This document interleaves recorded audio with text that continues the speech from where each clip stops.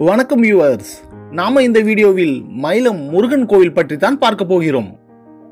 இந்த வீடியோவை ஸ்கிப் பண்ணாமல் முழுவதும் பாருங்கள். நம்ம சேனலுக்கு இது வரைக்கும் சப்ஸ்கிரைப் பண்ணாதவங்க சப்ஸ்கிரைப் பண்ணுங்க. அப்பதான் நாங்க வெளியிடுகிற வீடியோக்கள் உங்களுக்கு உடனுக்குடன் நோட்டிபிகேஷன் வந்து சேரும். வாங்க வீடியோக்குள்ள போகலாம். மயிலம் முருகன் கோவில் விழுப்புரம் மாவட்டம் திண்டிவனம் அருகில் உள்ளது. சென்னை திருச்சி தேசிய நெடுஞ்சாலையில் கூட்டேரிப்பட்டு என்ற நிறுத்தத்தில் இறங்கினால் அங்கிருந்து 3 கிலோமீட்டர் தூரத்தில் மயிலம் முருகன் கோவில் இருக்கிறது. புதுவை, விழுப்புரம், திண்டிவனம் ஆகிய நகரங்களிலிருந்து அடிக்கடி பஸ் வசதி உள்ளது. இக்கோவிலுக்கு வாகனங்களில் வருகிறவர்கள் நேராக மலை மீது செல்ல சாலை வசதி உள்ளது. இது தவிர நடந்து வருபவர்களுக்காக படிக்கட்டு வழியும் உள்ளது. இந்த கோவில் ஒரு சிறிய குன்றின் மீது நெடிய ராஜகோபுரத்துடன் விளங்குகிறது. பசுமையான மரங்கள் சூழ்ந்து இருப்பதால் தூரத்திலிருந்து பார்க்கும்போது இந்த குன்று ஒரு மயில் தோகை விரித்திருப்பது போல் அழகாக காட்சி அளிக்கிறது. கோயிலைப் போலவே இந்த மலையையும் புனிதமாக கருதி பக்தர்கள் வழிபடுகிறார்கள். முருகப்பெருமானால் போரில் தோற்கடிக்கப்பட்ட சூரபத்மன் மனம் திருந்தி இறை அருள் வேண்டி மயிலம் வந்து மயில் வடிவ மலையாக மாறி கடும் தவம் புரிந்தான். தவத்தில் மகிழ்ந்து முருகன் அவனுக்கு காட்சி அளித்தார். அப்போது என்னை தங்கள் வாகனமாக ஏற்றுக்கொள்ள வேண்டும் என முருகனிடம் சூரபத்மன் வேண்டினான். மேலும் மயில் வடிவ மலையாக இருந்து நான் தவம் புரிந்த இந்த மலைக்கு மயூராசலம் என பெயர் வழங்க வேண்டும், தாங்கள் எந்த நாளும் இங்கு வீற்றிருந்து அன்பர்களுக்கு அருள் புரிய வேண்டும் என்றும் கோரிக்கை வைத்தான். போது உன் விருப்பம் நிறைவேறும் என்று கூறிவிட்டு மறைந்தார். மயூராசலம் என்ற இந்த பெயரை பின்னர் மயிலம் என மருவியது என்கிறார்கள். பொதுவாகவே சித்தர்கள் ஜீவசமாதி அடைந்த தலங்களில் பக்தர்களுக்கு வேண்டும் வரங்களும் கிடைக்கும் என்பது நம்பிக்கை. எவரிடமும் சரணடையாத முருகனது வேலாயுதம் பாலசித்தரிடம் வசமானது என்பது ஐதீகம். இதிலிருந்து பாலசித்தரின் சக்தி விளங்கும். இன்றைக்கும் மயிலத்தில் நடக்கும் கந்த சஷ்டி விழாவின் போது சூரசம்ஹாரத்துக்கு புறப்படும் முருகர் பாலசித்தரிடமிருந்தே வேலாயுதத்தை பெற்றுச் செல்கிறார்.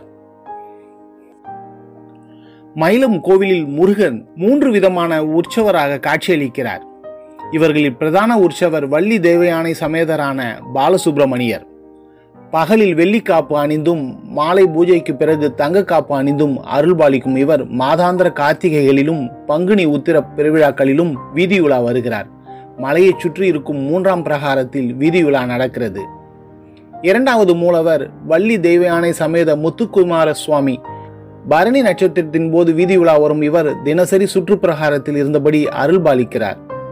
மாசி மக தீர்த்தவாரியின் போது இந்த உற்சவரை புதுவை கடற்கரைக்கு தோளில் சுமந்து செல்கிறார்கள். 5 நாட்கள் அங்கிருந்தவாறே அருள் வழங்கும் இவர் 6ஆம் நாளன்று திரும்பி வருகிறார். 3வது உற்சவர் 6 முகங்கள் கொண்ட சண்முக பெருமான். கந்த சஷ்டி உற்சவத்தின் போது 6 நாட்கள் வீதி உலா வருவது இவர்தான். இவை தவிர சித்திரையில் வசந்த உற்சவம், ஆனியில் 7 நாட்கள் லட்சார்ச்சனை என இங்கு பெரும்பாலும் திருவிழாக்கள் அதிகமாக கொண்டாடப்படுகிறது. முருகனுக்கு மிகவும் உகந்த நொச்சி மரங்கள் மயிலம் மலையில் ஏராளமாக உள்ளன. தினமும் காலை பூஜையின் போது நொச்சி இலைகளை மாலையாக தொடுத்து மூலவருக்கு உற்சவ மூர்த்திகளுக்கும் அணிவிக்கிறார்கள். அதன் பிறகு மற்ற பூமாலைகளை அணிவிக்கிறார்கள்.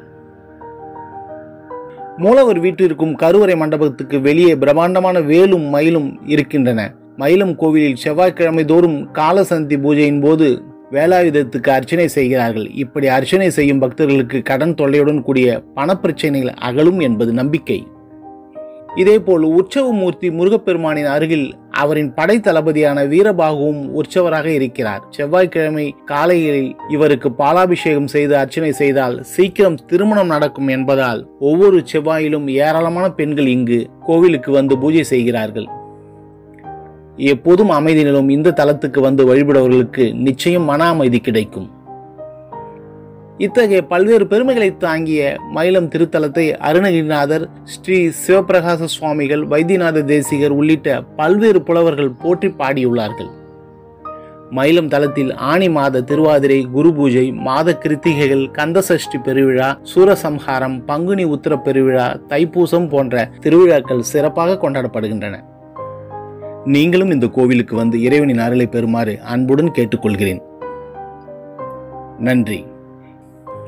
இந்த வீடியோ உங்களுக்கு பிடித்திருந்தா ஒரு லைக் பண்ணுங்க, கமெண்ட் பண்ணுங்க. நம்ம சேனலுக்கு இது வரைக்கும் சப்ஸ்கிரைப் பண்ணாதவங்க சப்ஸ்கிரைப் பண்ணுங்க. கூட பக்கத்தில் இருக்கிற பெல் பட்டனை அழுத்தி ஆல் செலக்ட் பண்ணுங்க. அப்பதான் நாங்க வெளியிடுகிற வீடியோக்கள் உங்களுக்கு உடனுக்குடன் வந்து சேரும்.